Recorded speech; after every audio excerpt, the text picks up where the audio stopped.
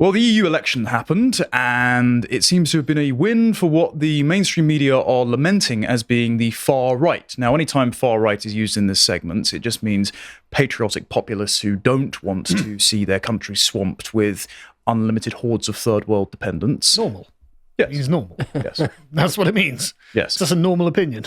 Anyone post-war politics, basically, that says far right is a dog whistle for the 1930s Germans, even in the countries that fought them. So it doesn't make any sense. And we are very happy, because they aren't the 1930s Germans, to celebrate these patriotic populists riding in to a degree of victory. And how did they secure that victory? Well, it turns out that young male Zoomers who have been subjected to joblessness and homelessness and a rapid deracination from their host culture and having no inheritance and sense of belonging, when, we're not so keen on mass migration, actually. We're going to break for the likes of the AfD or Marine Le Pen or the Swedish Democrats. And so it seems that the Zoomers are finally getting their avatars of populist patriotism on the European continent, and maybe in the UK. So just to go over some of the details, I know Stelios mentioned some of this yesterday, but I'll give a bit of a brief. So the European People's Party now have 184 of the 720 seats in the European Parliament, and the two right-wing groups, the sort of self-styled centre-right in the EU Parliament, the European Conservatives and Reformists, that's the ECR, and then the Populist Patriots, the Identity and Democracy group, they control 131 total seats in the chamber. The members of the Renew group, so that's the sort of Blairites within the EU, they lost 23 seats. Macron lost heavily in France. We'll get the maps up shortly, and obviously others in Spain, Denmark, Romania, and Estonia. I think the Greens lost about 20-odd seats as well, which was a real repudiation, because they were the main voting bloc in the last 5 years, and in combination with their open doors migration policy and their European Green Deal, especially after the energy crisis caused by Ukraine and Germany's heavy reliance on Russian gas, it's meant that high energy bills and high house prices and cultural desolation hasn't made them all too popular. Not excellent, is it? France's National Rally took nearly a third of the votes, and this now prompted Macron to call a snap election. Those votes will take place if you're in France. What are you doing watching us? We're English. On the 30th of June and the 7th of July. And that doesn't mean that Macron himself will go, because he's still president till 2027. It means that the National Assembly and the Prime Minister will probably be swapped out for Le Pen's sort of second in command, and we'll get onto him shortly. The reason that Macron is likely to lose is because the Socialists, the Greens, and Les Republicans have all rejected Macron's offer of coalition. So he has absolutely no allies. And after the Gilets jaunes protests and I don't know if it was unconstitutional, but certainly autocratic passing of the pensions bill and increasing of the retirement age, the mass riots we saw from Algerians and all sorts of other fake asylum seekers after that teenager was shot for trying to ram cops with a police car, the burning down of Notre Dame, which, did they actually end up prosecuting the guy? Because you wrote an article on this a little while ago, didn't you? Yeah, lots of other churches were also incinerated. All of those things in combination have made Macron understandably unpopular, I think.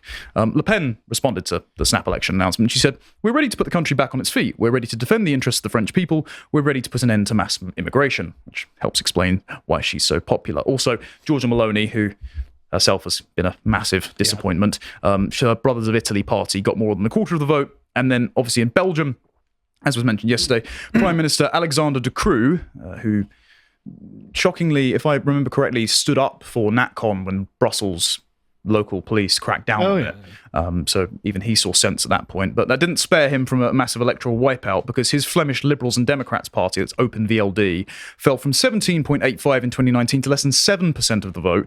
The populist Vlaams Belang and the New Flemish Alliance secured 17.5 and 22% of the vote, respectively. And add to that, upon this count of all the seats, Germany's 15 lawmakers, 10 representatives of Hungarian Viktor Orban's Fidesz party, 6 to Poland's Confederation Party, 3 members of Bulgaria's Revival Party.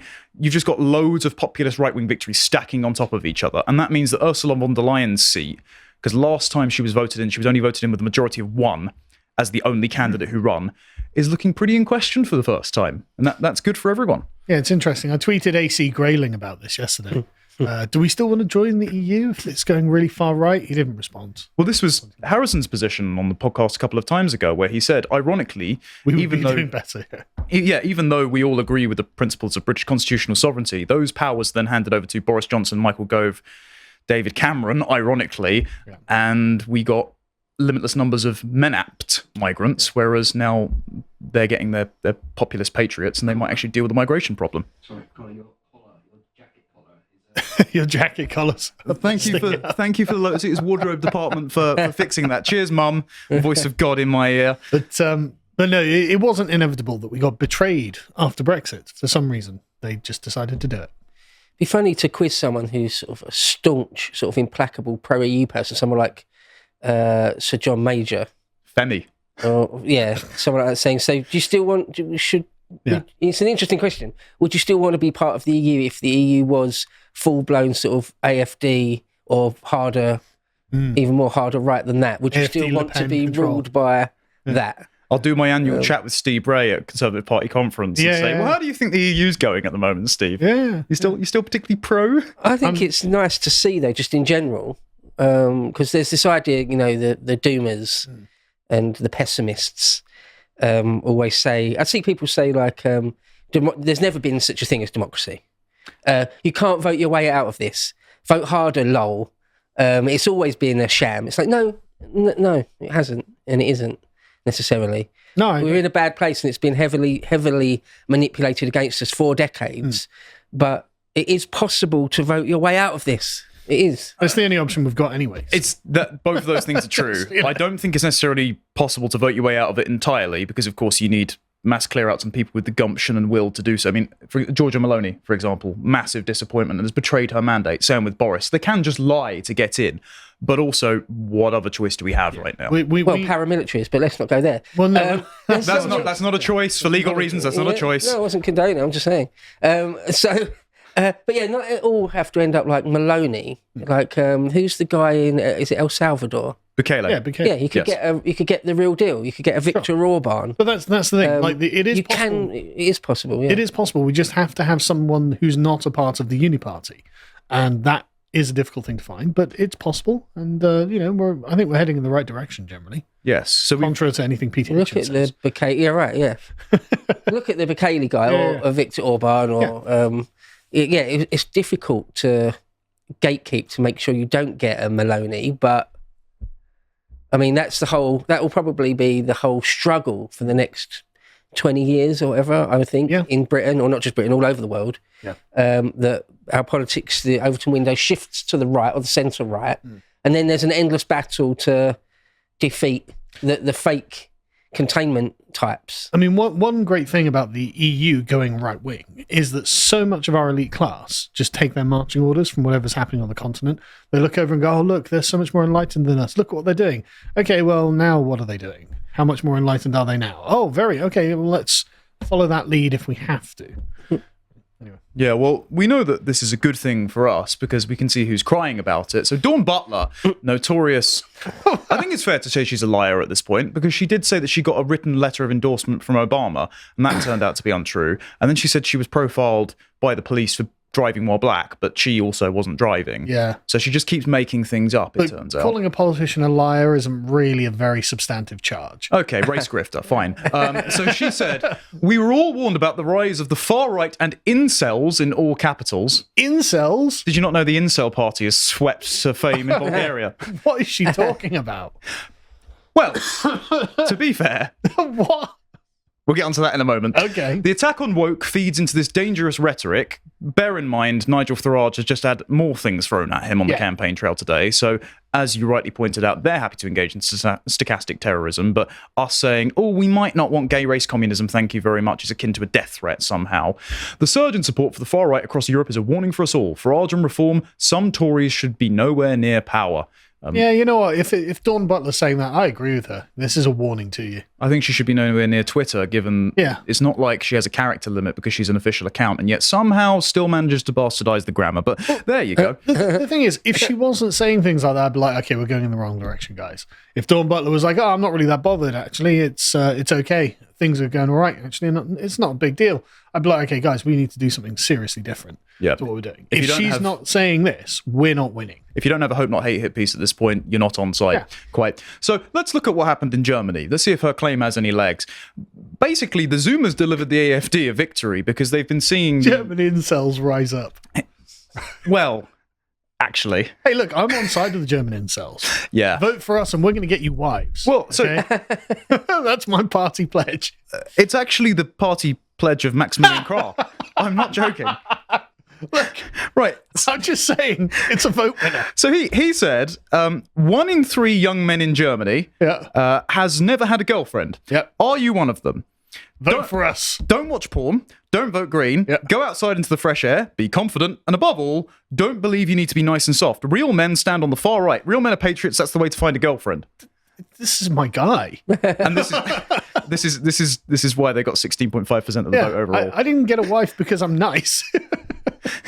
I mean, actual point on the incel thing though. Like there is a certain point where being involuntarily celibate becomes voluntarily celibate. Because the moment you adopt the incel identity, you codify your own inability to get anywhere in your own mind. Yeah. So reject the label, and then, as this man eloquently says, join the quote-unquote far right, and you probably will just get married. It's quite nice, you know. Women love the far right. That is Not quite even true. joking. Not even joking. Yes. I mean, look at all of the women that Farage has been posing with recently. Just organically attracted to him. There you go. So in the last EU election 2019, 1 in 3 among 16 to 24-year-olds voted for the Green Party, and the AfD only got 5% of the youth vote. The AfD was sceptical about Germany lowering the voting age to 16 for the EU election. In 2018, it took the matter to the court in the state of Thuringia, and now 16% of them have voted for the AfD, tripling its vote share in the demographic and putting it almost on par with the Christian Democratic Union and Christian Social Union alliance. So it seems that this message has actually resonated because those 16 to 24-year-olds not having to get a house and facing bad job prospects, and particularly young women being a target of migrant crime, think anyone who's promising to deport criminal illegal foreigners, I'm probably on board with that. Well, it turns out that the left have kind of stepped on a rake here, because anyone can radicalize a young person because they don't know what they don't know anything about the world, and so it's like, okay, well, just promise them something. Well, also, the right are better at memes. Yeah. And so if TikTok just becomes a vector of meme dissemination, turns out that right-wing politicians are much better than the left-wing ones on TikTok because they're more organic and just sort of funnier. Yeah. And they tap into the fact that people notice trends if they just open their eyes and believe those instead of ideology. And when they notice that their entire civilization is crumbling around them and think it might have something to do with the consensus party policy that's been in power for the last 30-odd years since before they were born, they might want to change that a little bit. Speaking of the incels, in Sweden, they were celebrating their victory. Pretty Swedish incel young women at the front there. They were celebrating with a certain famous song on the news. Don't know why the audio isn't playing for us, but yes, it's a club classic that the Germans have also been singing along to. Isn't that banned in Germany? I don't think it's banned in Germany, though people who were dancing along to it are being prosecuted. Right. I think that's more to do with the fact that they sort of had a few drinks and did a Prince Harry and imitated a certain Austrian painter, which is not very wise. Don't do that. Very silly. So speaking of the Waffen, the Zuma Waffen actually have their champion, and it can be found in France. And I just want to look at the electoral map for France because, oh dear. See, that's my point about you can't vote your way out of things. Well, eventually, until we do, until you do, right? Yeah. It depends if they keep their promises. Like Nick Griffin saying, it's all over. There's no point trying to do anything in the electoral sense anymore. They'll never let you do. He's a cuckold for radical Islam. If there's enough, is he? Yeah. Oh yeah, it's actually cringe. If there's enough popular support for an idea, it's difficult to annihilate the truth, or what people really feel and think. You can't. Even Stalin couldn't suppress it. Ultimately, in the end, forever, you just can't. You do need to get around the various bureaucracies and gatekeepers, like in Whitehall, for example. So this is I think when people say voting doesn't fix it, what they're trying to hammer home is voting is not enough to have the politicians either keep their promises or enact the policies that they need to get into power. Yeah, I get that. Again, until they do, though, until you get a tranche that are prepared to do it, that have got balls, that will clear out Whitehall, will just create another department and circumvent the Home Office. Eventually, I think we'll get there. It's not impossible. Right. So for our video listeners, the brown section, which might be hard to spot among all of the other victories for Social Democrats and the like, is Identity and Democracy, as they're known in France. It's basically Marine Le Pen's National Rally party. National Rally won 31.5% of the vote, double that of Macron, and the only seats Macron got, it turns out, were basically in Paris. Yeah. not great. That is brutal. That's sort of Richard Nixon victory, isn't it? Yeah, you'd think that's a Green Party map in the UK. Yeah. That's pretty embarrassing. So zero seats seems to be an international project at this point. So as I said, Macron's dissolved the National Assembly, called a snap election. So Marine Le Pen, second in command, or rather the leader of the party, because she's appointed him in that position, could be prime minister by July. So who might replace Gabriel Attal as prime minister if this election goes much the same way as the one that you've seen on screen now? Well, here's Jordan Bardella.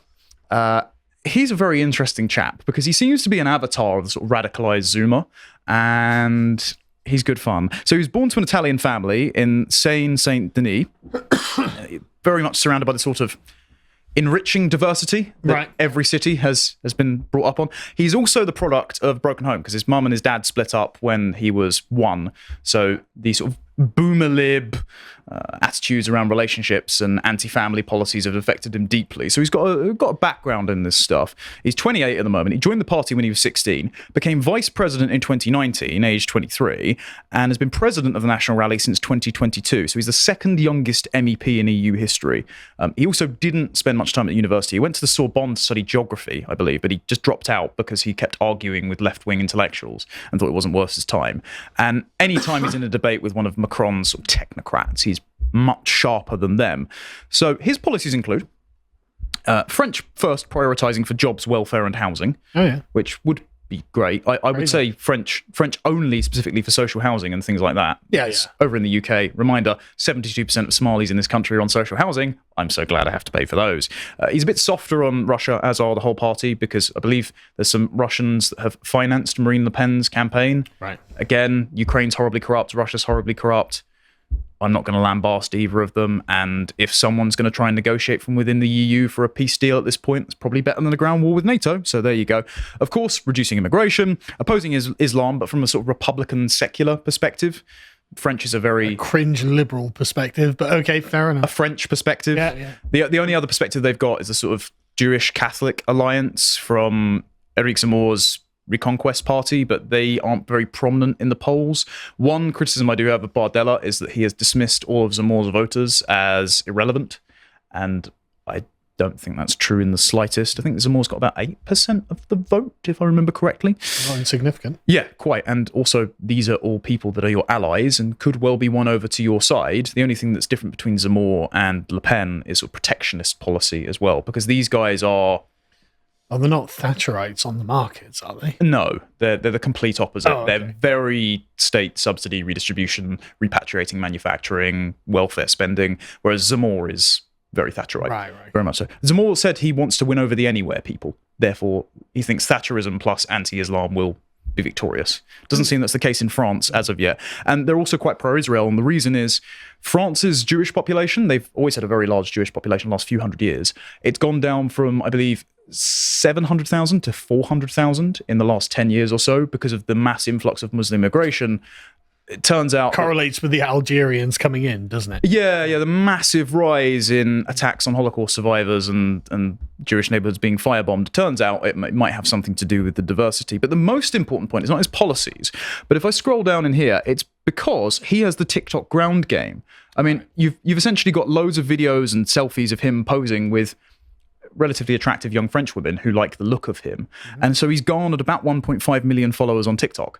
So like Trump, like Farage, like the AFD, as we've seen, right-wing politicians are winning over the Zoomers because their TikTok game is much better than most other politicians. I think only AOC is probably rivaling them in the States.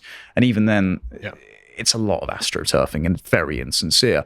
And also, the hilarious thing is, it notes in Sky News right at the bottom, and I know Sky News is a real rag outlet, but it turns out he might have had a Anon account on Twitter and might have been posting something spicy. He's always denied it. But like Paul Marshall? Yeah, we could be looking at President Kunle Drukpa, basically, which would be brilliant and hilarious. Yeah. So to finish this segment, just with a bit of optimism, I mean, we're seeing all of this happen across the EU. I'm glad that young French, Germans, Belgians, and the like are voting for patriotic populist parties. So what's happening in the UK?